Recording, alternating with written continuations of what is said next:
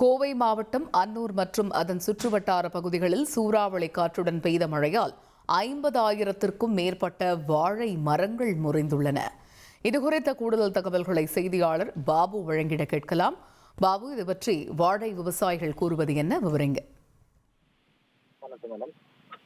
கோவை மாவட்டம் அன்னூர் சுற்றுவட்டார பகுதிகளில் கடந்த ஒரு மாதத்திற்கு மேலாக தொடர்ந்து வெயில் அடித்து வந்த சூழ்நிலையில் கடந்த சில நாட்களாக வெயிலின் தாகத்தை குறைக்க அவ்வப்போது கோடை மழை பெய்து வருகிறது.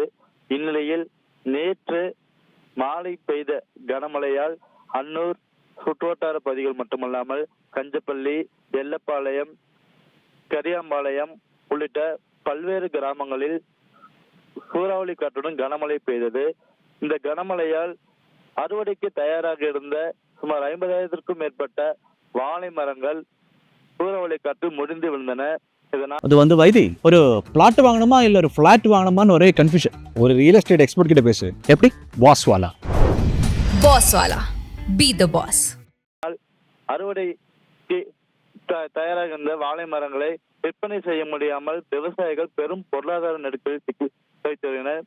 அரசு சார்பில் இந்த வாழை மரங்களுக்கு ஒரு ஹெக்டருக்கு 17,000 மட்டுமே இழப்பீடாக வழங்கப்பட்டு வருகின்ற சூழ்நிலையில் ஒரு வாழைக்கு குறைந்தபட்சம் 50 முதல் 100 வரை விவசாயிகளுக்கு இழப்பீடு வழங்க வேண்டும் என விவசாயிகள் தற்போது வலியுறுத்தி வருகின்றனர்.